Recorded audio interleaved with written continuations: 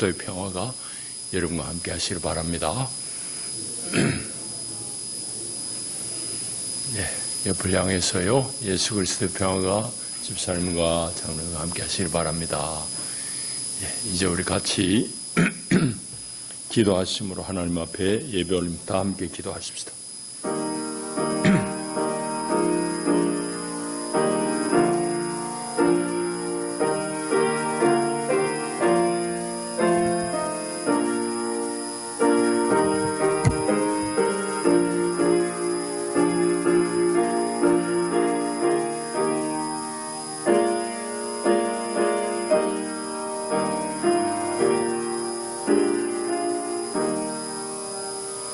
온 땅이여 하나님께 즐거운 소리를 낼지어다.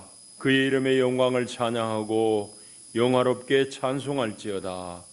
아멘. 하나님은 영이시니 예배하는 자가 영과 진리로 예배할지니라. 아멘.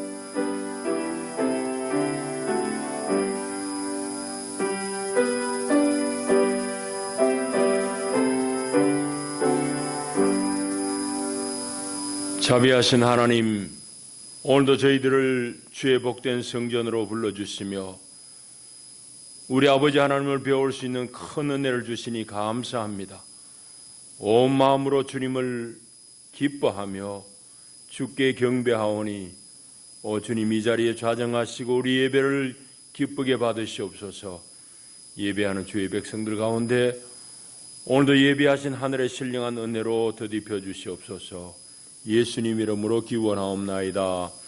아멘. 우리 일어나셔서 22장 찬송드립니다.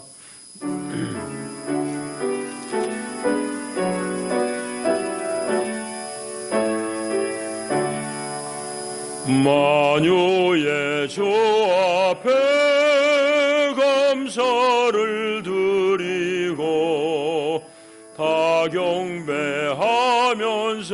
찬송을 부르세. 내 맘 열어 한 소리로 기뻐 주를 찬양하라.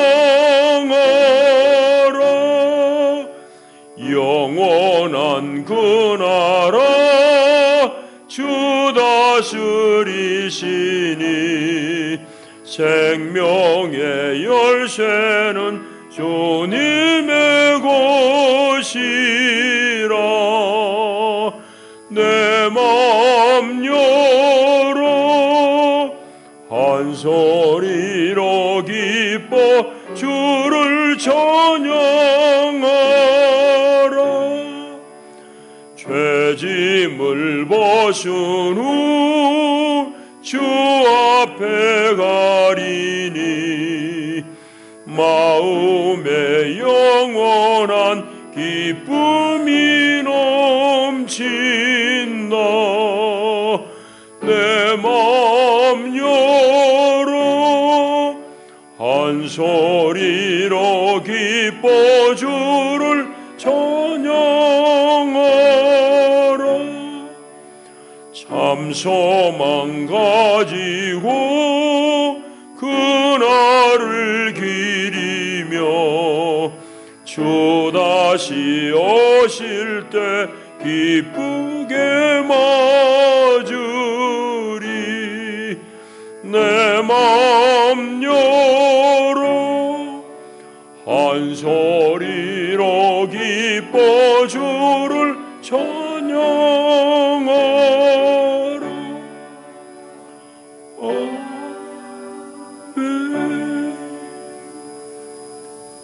우리 함께 사도신경으로 우리 신앙을 고백합니다. 나는 전능하신 아버지 하나님 천지의 창조주를 믿습니다. 나는 그의 유일하신 아들 우리 주 예수 그리스도를 믿습니다. 그는 성령으로 잉태되어 동정녀 마리아에게서 나시고 본디오 빌라도에게 고난을 받아 십자가에 못 박혀 죽으시고 장사된 지 사흘 만에 죽은 자 가운데서 다시 살아나셨으며 하늘에 오르시어 전능하신 아버지 하나님 우편에 앉아 계시다가 거기로부터 살아있는 자와 죽은 자를 심판하러 오십니다. 나는 성령을 믿으며 거룩한 공교회와 성도의 교제와 죄를 용서받는 것과 몸의 부활과 영생을 믿습니다. 아멘.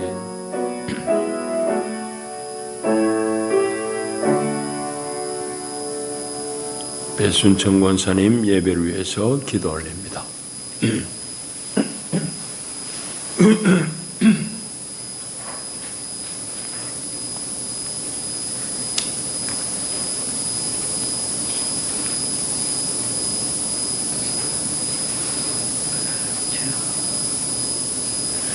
감사하신 하나님 아버지, 하나님의 은혜와 감사와 찬양을 올려드립니다. 부족한 인생들 주님의 예배자로 세워주심을 감사를 드립니다. 죽을 수밖에 없는 우리들을 십자가의 보혈로 살리시고 십자가의 도를 깨달아 주님의 뜻을 알아가는 지혜를 주시기를 원합니다. 이 나라 이 민족을 불쌍히 여기시고 하나님 용서하시고 모든 질병을 치료하여 주세요. 신축년 설날을 허락하셔서 사랑하는 형제 자매들을 만나 즐거운 시간을 주심을 감사합니다. 오늘 우리 목사님 생명의 말씀을 준비하신 줄 믿습니다. 말씀이 선포될 때에 성령께서 우리의 들을 귀를 여시고 하나님의 음성을 들을 수 있게 하소서. 영락교회의 권속들 기억하시고 한가정 한생명도 어려움 당치 않게 하시고 하나님이 지켜주실 줄 믿습니다. 우리 목사님으로부터 축도받는 모든 성도는 하나님의 귀한 예배자가 될 수 있도록 은혜 주실 줄 믿사옵고 예수님의 이름으로 기도 올려드립니다. 아멘.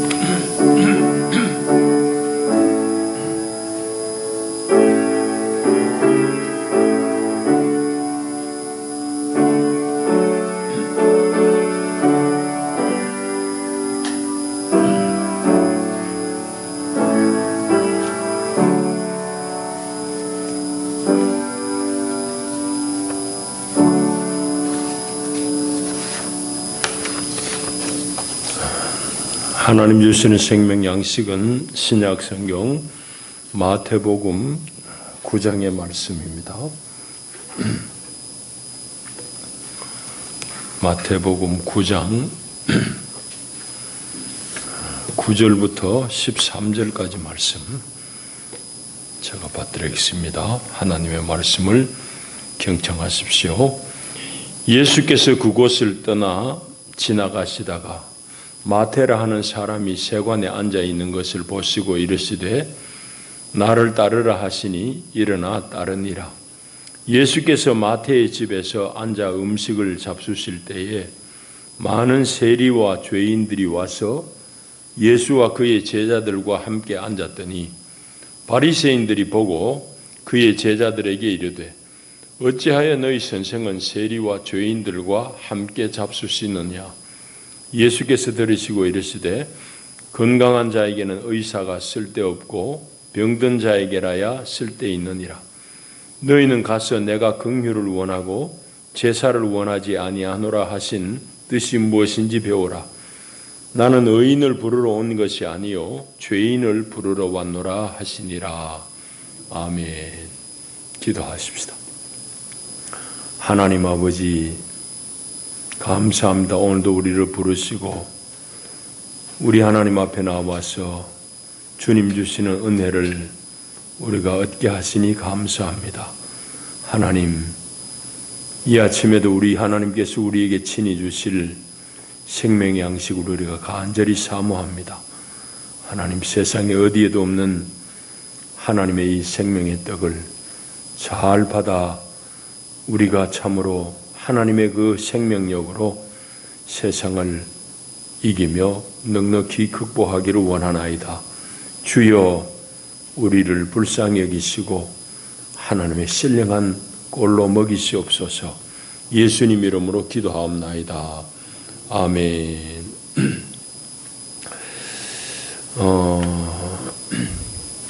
여러분들이 다 지금 예배하러 오셨습니다. 그죠? 그런데 우리가 드리는 이 예배는 과연 어떤 행위일까요? 예배가 무엇인가 질문을 여러분 해보셨습니까?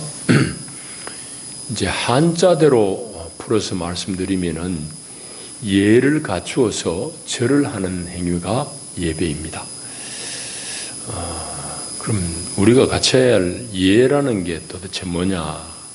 그것도 역시 이제 한자 뜻풀이를 하자면은 사람이 마땅히 행하거나 지켜야 될 도리가 예입니다. 그러니까 우리가 하나님 앞에 마땅히 행하고 마땅히 지켜야 할 도리를 가지고 나와서 하나님 앞에 절을 하고 하나님 앞에 공경하는 것. 이것이 이제 예배라고 할 수 있는데, 성경이 독특한 점은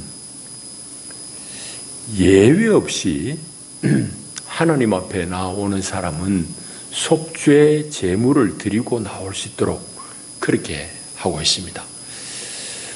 평민들은 말할 것도 없고요. 대제사장, 제일 먼저 대제사장이 된 분은 아론이잖아요. 모세의 형인 아론인데, 이 대제사장으로 서품을 받은 아론조차도 속죄소, 하나님이 계시는 지성소에 나오려고 그러면은 그 전에 반드시 수송아지로 속죄의 제물을 다 드리고 나와야 됐습니다. 이제 그것이 의미하는 바는 분명합니다. 그것이 우리에게 주는 의미는 분명해요. 그거는 하나님 앞에 죄 없는 자는 아무도 없다는 얘기입니다. 나 죄 없으니까 하나님 앞에 불뚝불뚝 자기 힘으로 나올 수 있는 사람 아무도 없다는 얘기고, 그럼에도 불구하고 죄인도 기꺼이 하나님 앞에 나올 수 있는 길은 있다라는 그런 말씀입니다. 그 하나님이 열어놓으신 길이 바로 죄 용서의 길입니다. 구약에는 양이나 짐승을 잡아가지고 피를 흘려서 속죄 제물을 드리는 것이고, 그것은 오늘날 이제 예수 그리스도의 십자가에 흘리신 그 보배로운 피의 은총입니다. 그러니까 오늘 우리가 하나님 앞에 예배 드린다는 것은 마땅히 지켜야 될 도리를 지키면서 하나님 앞에 나와서 절을 하는 것인데, 그러면은 우리가 마땅히 지켜야 될 도리가 뭐냐 하면은 우리가 죄 용서함을 입은 예수 그리스도의 공로, 예수 그리스도를 의지해서 하나님 전에 나와서 절하는 것이 예배라고 할 수 있습니다. 근데 이렇게 말씀드리면 여러분들은 이제 다 수긍할 겁니다. 뭐 다른 견해를 가진 분이 없을 줄 알아요. 우리가 다 이 부분에 대해서는 분명합니다. 그런데 문제는 사실은 이런 예배의 본질적인 내용을 우리가 알기는 아는데 우리가 실행하는 데 있어서는 좀 거리가 있다 이 말입니다. 괴리가 있어요. 오늘 본문은 우리가 예배를 제대로, 하나님을 제대로 아는 것하고 우리가 실질적으로 실행하는 것, 사는 것하고 차이를 보여주는 것이 오늘 본문입니다. 그래서 오늘 본문 말씀을 통해서 우리의 교회 생활, 우리의 신앙 생활이 어떤 점에서 우리 아는 것하고 차이가 있는지 그걸 살피면서 우리가 제대로 좀 예배를 하고 신앙생활을 해야 되겠다 하는 점에서 말씀을 준비했습니다. 오늘 마태복음 본문을 이제 우리가 읽었습니다. 마태복음에는 여러분 잘 아시는 대로 여러 차례 바리새인들과 같은 그 당시의 종교 지도자들하고 예수님 사이에 갈등이 일어나는 것을 보도하고 있습니다. 여러 차례 갈등이 있어요. 그 내용을 다 일일이 얘기할 수 없습니다. 오늘도 마찬가지죠. 그뿐만 아니라 마태복음에서는 다른 복음서 어디에도 없는 교회라는 용어를 씁니다. 교회. 마태복음에 나와요. 교회. 베드로의 신앙 고백을 예수님 들으시고 이 반석 위에 나의 교회를 세우리니, 교회란 말이 비로소 나와요. 그러면 마태가 얘기하고자 하는 그 교회는 어떤 의미냐 하면은 그 당시에 유대 사회의 종교의 중심적인 역할을 하는 것은 당연히 교회가 아니고 회당입니다. 그래서 마태복음에서 교회라는 말을 쓸 때는 그 당시 유대인들 신앙의 중심인 회당과 비교되는 그런 말입니다. 그러니까 마태복음에서는 근본적으로 흐르는 기조가 뭔가 하면은 정통적인 유대교하고 예수님의 가르침 사이에서 사람들이 좀 혼란스럽고 정리가 잘 안 되는데 그런 가르침 사이에서 일정한 방향을 제시하려고 하는 것이 마태복음. 마태복음 여러분 잘 아시는 대로 유대 그리스도인들에게 이제 쓴 복음서라고 우리 일반적으로 얘기합니다. 유대교의 배경을 가진 그리스도인들. 그러니까 이 사람들은 자꾸 구약의 절기들, 할례들 뭐 이런 것들에 대한 매임이 있습니다. 그거 안 지키면 어쩌지 하는 그런 염려가 있어요. 그래서 마태복음은 그런 유대교 출신의 그리스도인들, 교인들에게 쓴 그런 복음서가 됩니다.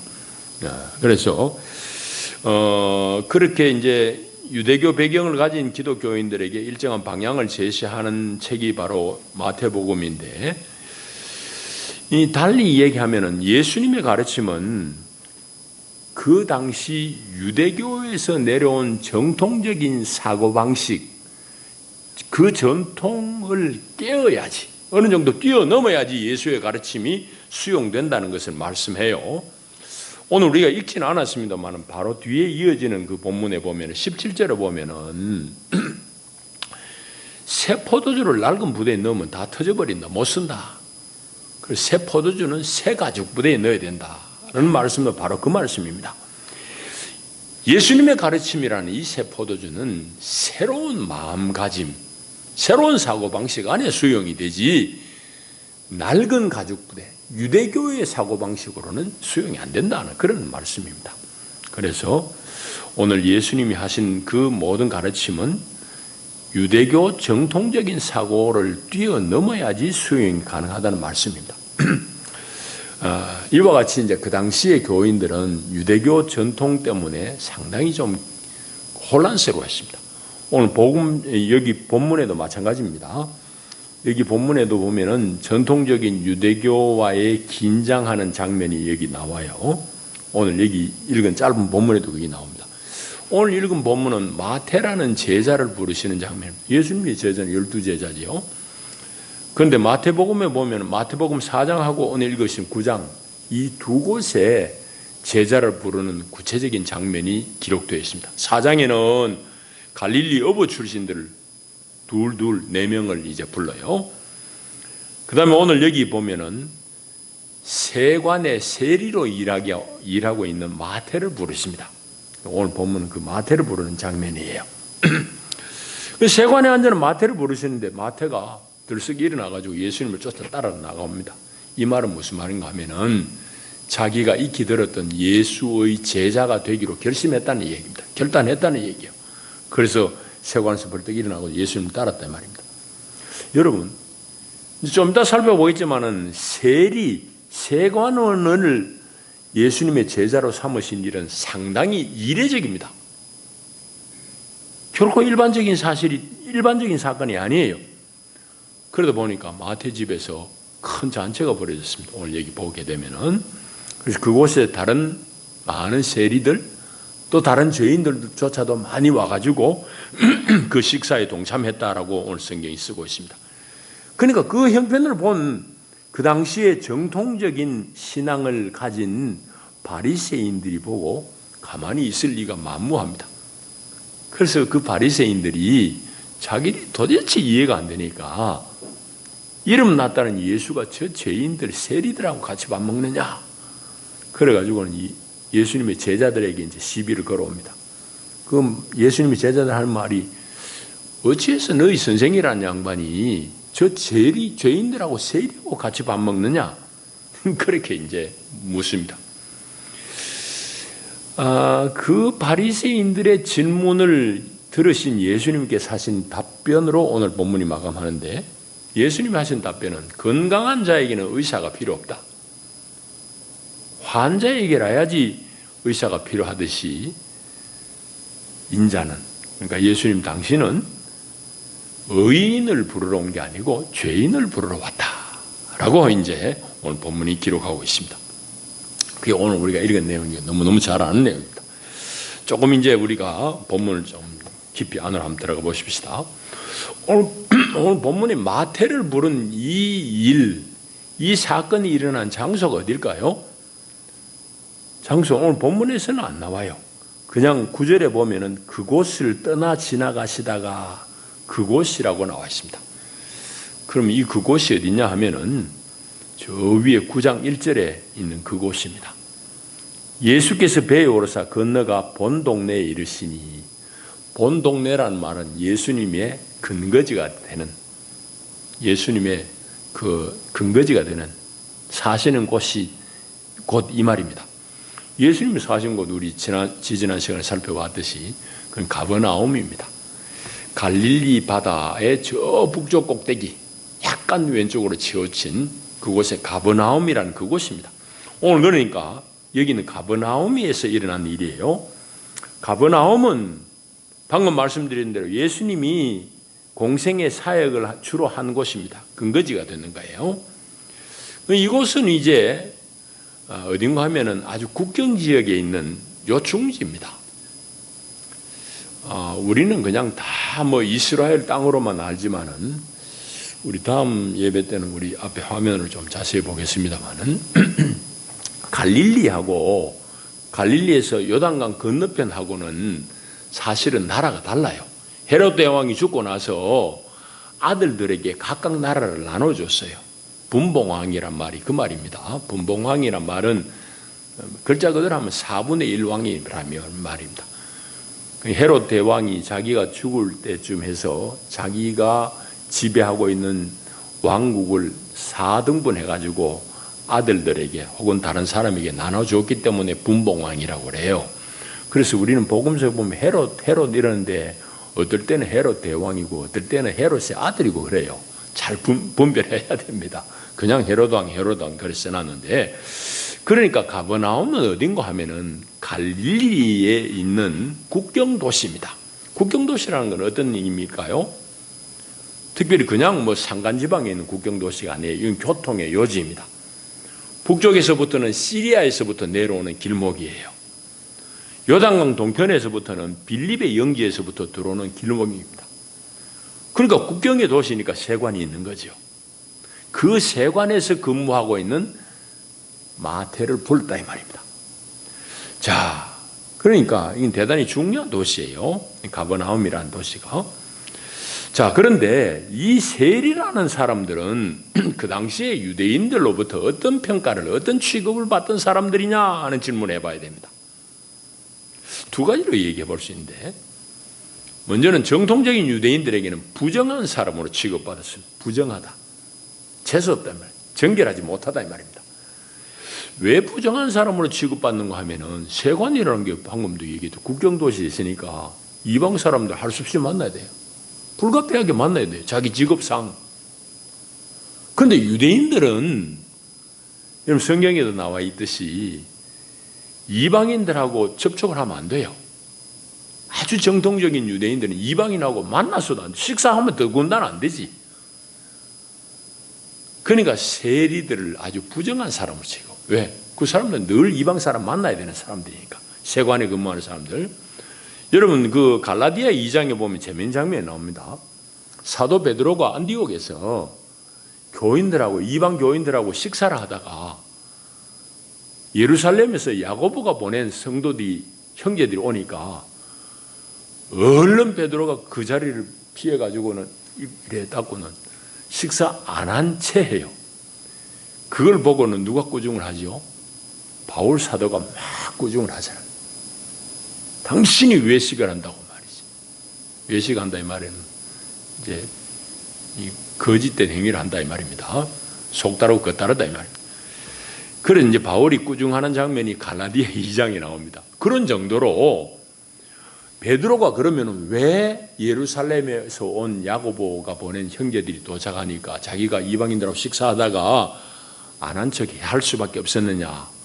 유대인들은 이방인하고 교류하면 안 돼요. 그런데 그들하고 식사까지 했으니 이건 보통 문제가 아니다 이 말이지. 그래서 이제 베드로가 그 사실을 이제 감추려고 밥 안 먹은 채 하다가 바울한테 크게 꾸중받았다 이 말입니다. 그게 갈라디아에서 나오잖아요. 이와 같이 세리들은 정통적인 유대인들로부터는 부정한 사람으로 취급받아요. 자, 그뿐만 아닙니다. 일반적인 유대 사회에서는 세리들은 부정할 뿐만 아니라 죄인으로 취급받습니다. 죄인으로 도매금으로 그냥 취급해요. 죄인, 무슨 죄인이냐? 허가받은 도둑놈이라는 얘기죠. 그 당시에 이제 세제가 그렇습니다만은 로마 당국으로부터 세금을 징수할 수 있는 징세권을 위임받아가지고는 자기들이 더 부풀려가지고 백성들에게서 세금을 편취합니다. 그리고 로마 당국에 줄 것만 주고 자기들 주머니 채우는 거예요. 그럼 허가받은 도둑놈이라는 거지. 그리고 유대인들 일반은 세리들을 저렇게 저놈 허가받은 도둑놈이네. 그러니까 죄인들이라고 아예 무시해버립니다. 이게 이제 세리입니다. 그러니까 세리 마태의 집에서 오늘 잔치가 벌어진 것 충분히 우리가 이해할 수 있죠. 그러니까 마태 이렇게 유대인들이 사람 취급 안 하고 아주 죄인으로 아주 나쁜 놈으로 부족한 사람으로 생각하는 그 세리가 예수라는 사람, 그 당시에 아주 이름 있는 랍비의 제자로 청함을 받았으니까 마태가 얼마나 기쁘겠어요. 얼마나 고마운 일이에요. 그래서 이제 대단히 특별한 일이니까 또 축하받을 일이니까 집에서 거하게 이제 식사 잔치를 베풀었단 말입니다. 그래서 사회적으로 낙인 찍혔던 마태를 예수라는 사람이 당신의 제자로 취한 거니까 이건 아주 이례적인 사건이잖아요. 특별한 일이에요. 축하받을 일이에요. 누구에게? 그들 무리에게서는 축하받을 일이란 말이죠. 그래가지고는 그 자리에, 식사 자리에 다른 세리들도 많이 참여했고 다른 죄인들도 많이 왔다라고 쓰고 있는 이유가 바로 거기에 있습니다. 자, 그 다음에 그런 장면을 보고 바리새인이 시비합니다. 예수의 제자에게 어찌해서 너희 선생은 세리하고 죄인들하고 함께 잡수느냐? 그렇게 말한 이유는 우리가 충분히 살펴봤죠.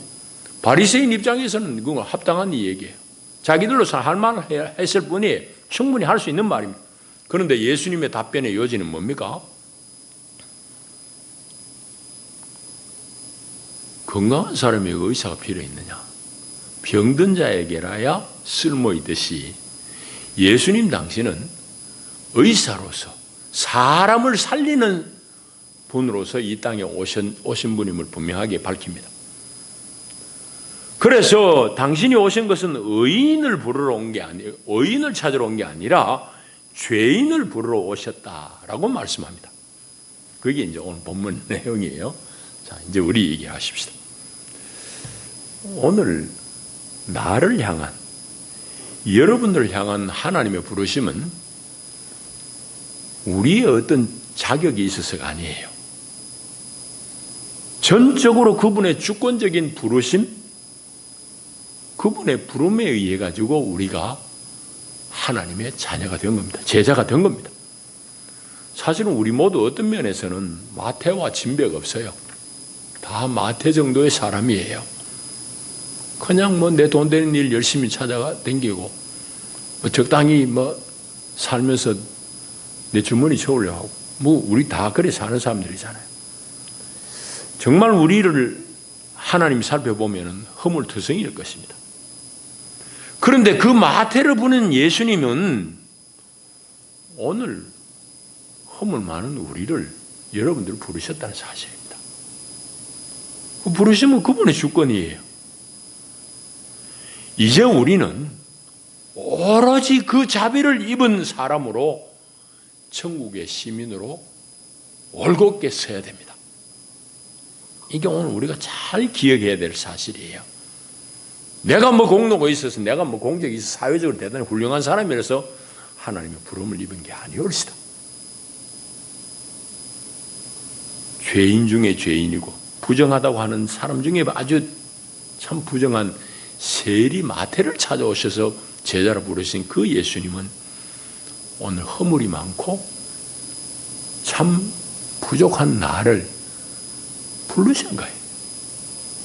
그 그 부르심의 은혜를 우리는 입은 사람들입니다. 할렐루야.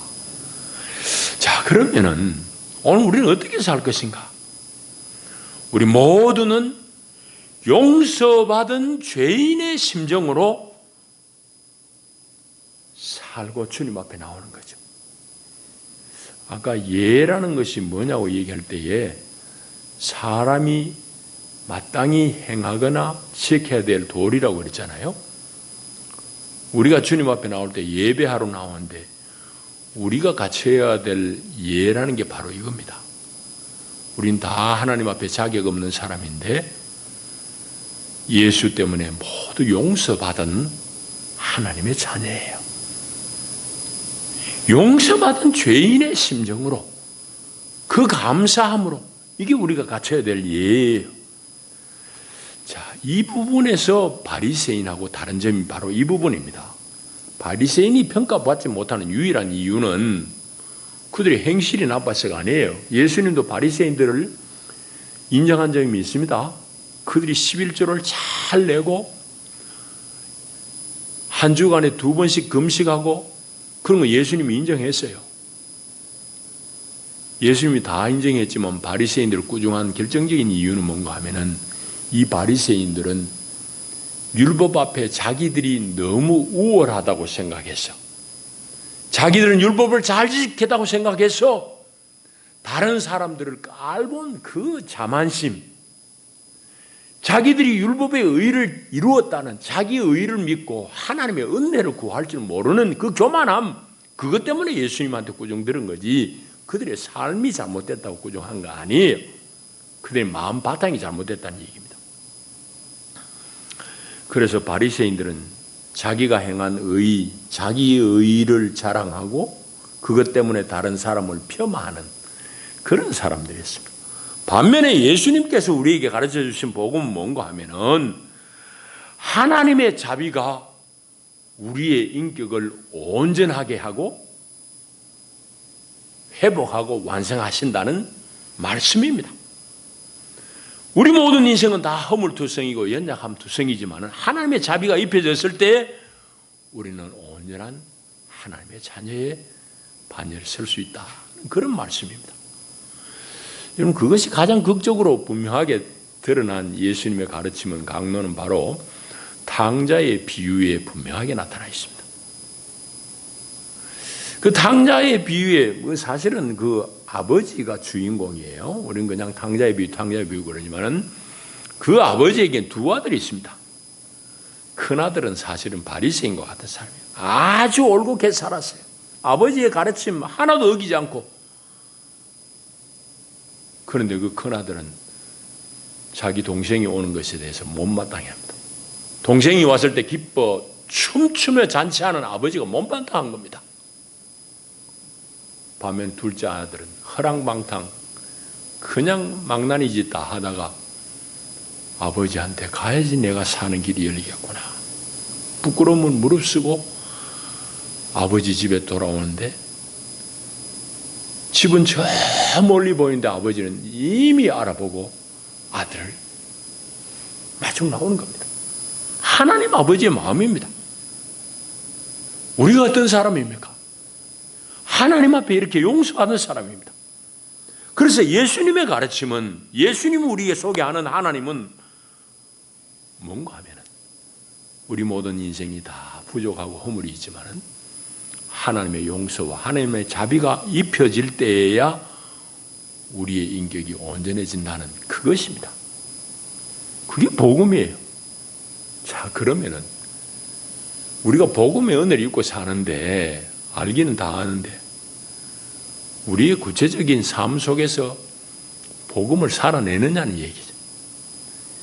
여러분들 또 우리 교회는 어떻습니까? 우리 가운데 있는 죄인들 혹은 우리 가운데 있는 약자들을 향해서 여러분은 얼마만큼 포용하는 그런 인격을 가지고 있는지, 우리 교회가 얼마만큼 포용적인 교회냐는 질문을 해봐야 됩니다.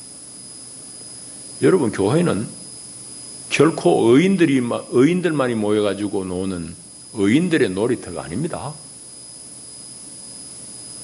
그런데 아주 보수적인 신앙을 가진 사람들이 그런 면에 있어서 오히려 약점을 가지고 있어요. 교회는 거룩한 사람들이 있는데 저 인간 왜 교회 오느냐는 얘기죠. 세상에 손가락질 받는 저 인간이 왜 교회에 왔느냐, 왜 나타났냐. 여러분, 대단히 잘못된 생각입니다. 교회는 결코 의인들만이 노는 놀이터가 아니에요. 이곳에는 당연히 약한 사람, 죄와 실수로 인해 가지고 부끄러워하는 사람, 어디 세상에 내세울 것 하나도 없는 사람, 이 모든 사람이 다 함께 나와서 주님의 말씀, 주님의 그 생명으로 치유되고 해방되는 그 해방구가 바로 교회입니다. 그게 바로 교회예요. 이제 말씀을 했습니다. 우리 예배는 하나님을 대하는 진지한 마음의 의식이고 의뢰임은 분명합니다. 그러나 그만큼 더 중요한 것은 뭔가 하면은 이 모든 신앙의 행위, 우리의 신앙의 행위인 이 예배가 단지 의례, 예식의 차원에 머물러서는 안 됩니다. 우리의 마음에 하나님의 긍휼함에 대한 감사함, 하나님의 용서함을 받은 죄인이라는 그 감사, 그것 때문에 우리가 남을 긍휼히 여기고 사람을 살리는 그런 마음을 가져야 됩니다. 여러분, 나의 의로 은혜 받으러 온 죄인을 멸시할 수 있습니까? 나는 이만큼 의가 있는데, 나는 이만큼 잘 살았는데, 하나님 전에 나온 나보다 못한 것 같은 죄인을 우리가 멸시할 자격이 있냐 이 말이에요. 당연히 없는 거죠. 그리고 나보다 못한 사람을, 사회적으로 못한 사람, 실수가 많은 사람을 우리가 천시할 수 있습니까? 당연히 못하는 거죠. 만일 그런 마음을 가진다고 그러면 우리는 오늘 21세기 현존하는 바리새인이에요. 바리새인이 뭐 예수님 시대만 있었어요? 오늘도 교회 안에 수두룩하다고. 아까 얘기했듯이 자기가 잘 믿는다고 생각하는 사람일수록 바리새인이 될 가능성이 높아요. 아주 우리만 정통이네 정통이네 하는 보수 교단일수록 그럴 수가 많다 말이죠. 참 조심해야 될 부분. 코로나로 인해서 세상이 교회를 평가하는 것, 지난 시간에도 얘기했습니다마는, 그런 코로나 때문에 교회가 받는 평가를 우리는 깊이 새겨야 됩니다. 그 앞에서 우리 교회는 양당 간에 갈라져 버렸잖아요. 우리는 부름받은 오직 은혜를 입은 그리스도의 제자로서 기꺼이 세상과 소통할 것인가? 아니면 아직도 우리의 선민, 선택함을 받은 것, 우리의 구원받은 그것만을 자랑하면서 세상하고는 고립된 고토, 개토로 남을 것인가? 그럼 우리 선택의 몫이에요. 어느 쪽이 생명의 길이겠습니까? 분명하죠. 근데 우리 보시는 대로 우리 교회 안에는 세상을 향해서 이걸 듣든지 말든지 간에 우리는 그냥 우리 거 해야 되겠다, 그런 일들이 들어들어 있는 것이 참 안타까운 사실입니다. 여러분, 예수님은 죄인을 부르러 오셨습니다. 죄인이지만은 용서받은 우리는 마땅히 죄인을 깊이 포용할 수 있어야 됩니다. 우리보다 약한 사람을 더 깊이 사랑하고 품을 수 있어야 됩니다. 그것이 교회의 참된 모습일 것입니다. 기도합니다. 주님 사랑합니다. 감사합니다. 이 땅 가운데 아파하는 죄인들을 부르러 오신 예수님, 우리 주님의 은혜로 우리가 다 하나님 앞에 자녀로 부름을 입었습니다. 이제 예수님의 마음, 이 하나님의 마음을 품고 넉넉히 연약한 사람을 품고 실수한 사람을 품고 죄인을 품으며 함께 교회를 이뤄나갈 수 있는 저희들 되게 축복해 주시옵소서. 예수님 이름으로 기도하옵나이다. 아멘. 우리 528장 찬송하시면서 준비하신 예물 봉헌합니다.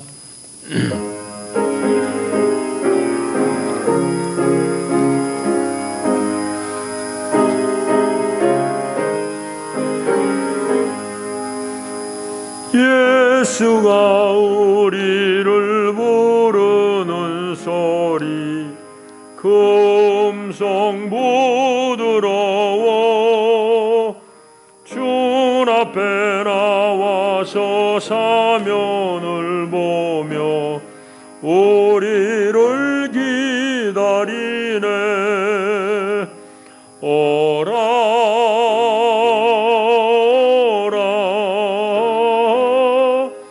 방황치 말거라. 죄 있는 자들아 이리로라. 주 예수 앞에 오라. 우리를 위하여 예비해 두신 영원한 집이 있어. 죄 많은 세상을 떠나게 될 때 영접해 주시겠네. 오라 오라 방황치 말거라. 죄 있는 자들아 이리로라. 주 예수 앞에 오라. 아멘. 기도하십시다. 하나님,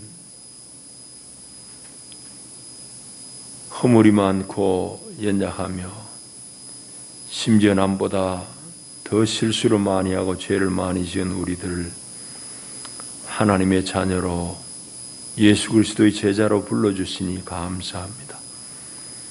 그 구원의 부르심에 감사하며 우리 삶 속에 하나님 채워주시는 은혜에 감사하며 이 시간 우리가 아끼는 물질을 구별하여 주님 앞에 예물로 봉헌하나이다. 이 예물 드림은 우리 온 삶이 주님의 것이다라는 믿음의 고백이고 우리 몸과 마음을 다 주님 앞에 드리는 결단의 표현입니다. 주여, 이 예물 주님 기쁘게 받으시고 하나님 저들을 복 주시되 늘 하나님을 가까이 할 수 있는 믿음의 복을 주시고 하나님 세상 가운데 넉넉히 주를 믿는 믿음으로 이겨나갈 수 있는 용기의 복을 더디펴 주시옵소서.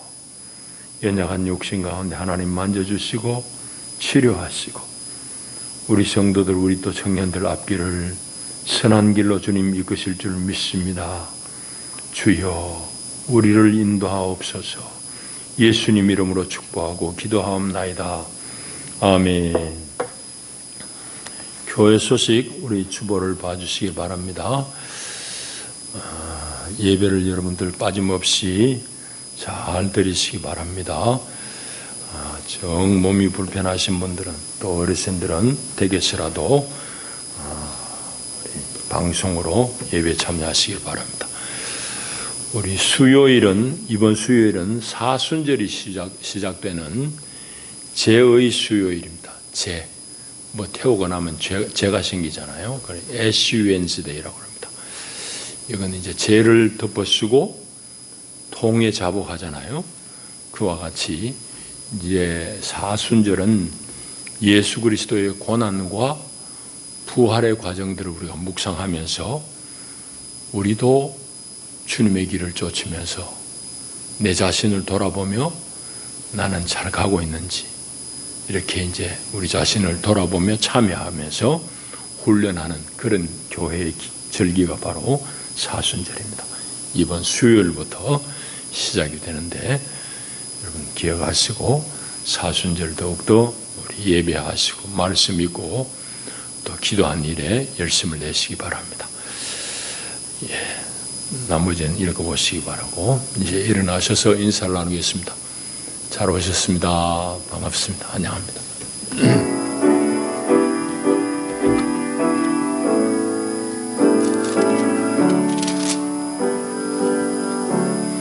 주님의 시간에 아름답게 모든 것 변하리. 주님 나의 갈 길을 인도하여 주시니 주의 뜻을 따라서 살리라. 주님의 시간에 아름답게 모든 것 변하리. 나의 정성 다하여 주를 찬송하오니 주의 뜻을 이루어 주소서. 아멘.